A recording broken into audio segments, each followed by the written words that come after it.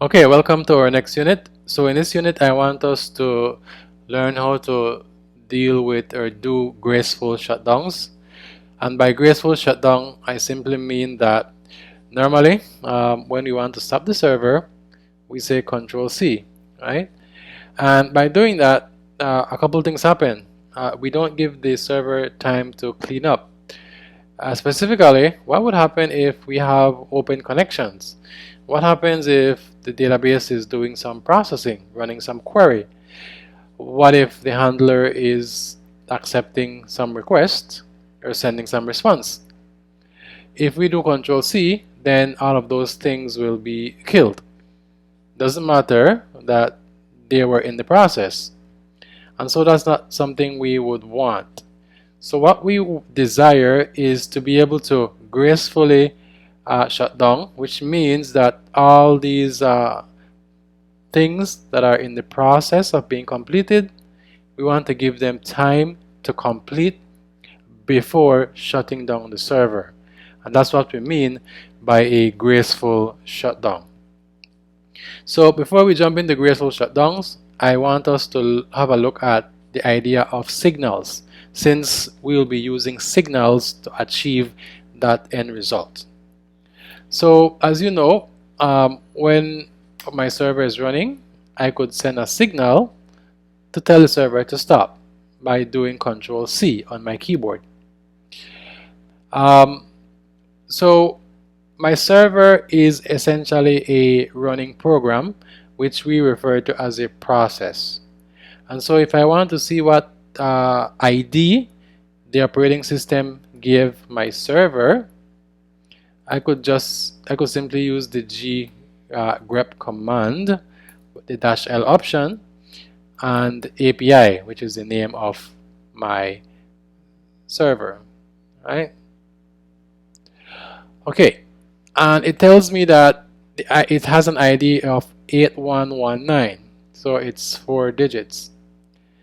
And I could easily kill or stop my server by using the pkill command and by issuing what type of signal I want to send.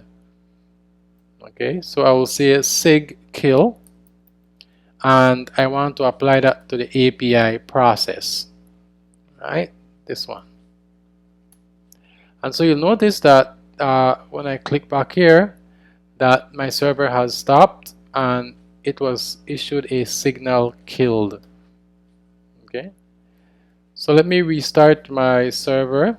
All right, again, C go, and let's see the process ID. So notice that the operating system assigned my server a new process ID, 8418.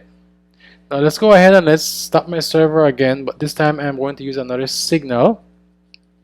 And this one is what we tend to use when we say control, I'm going to say a sig, right? So sig term, right? So if you go back here, we have sig term, okay? So we want to also terminate, right? However, unlike sig kill, you can actually use this signal. We can check it and do certain things, okay?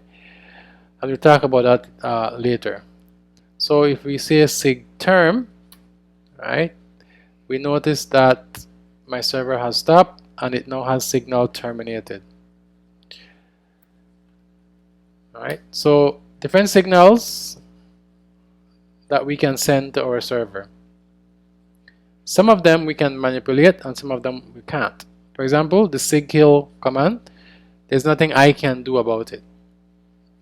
The sig term, I could actually use that signal to do something like do a graceful shutdown. Okay, so let's try another. Let's try sig quit.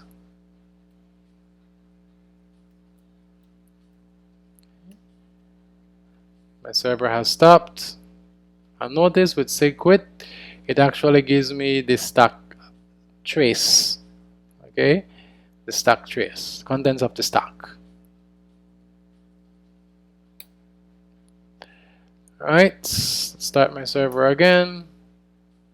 And of course, I could do the same thing by saying control backslash. Okay, so that is control plus backslash. That's my sig quit. Okay. Alright, so that's it. That's an introduction to signals. So what I want to do, I want to use the idea of signals to actually prepare our server to be able to do a graceful shutdown. But for us to do that, I want to move my server code into a new file. So let me create a new file.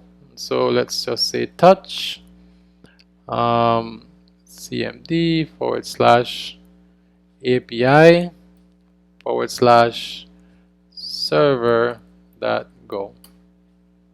Okay, and let me close these. Server.go, of course, file name,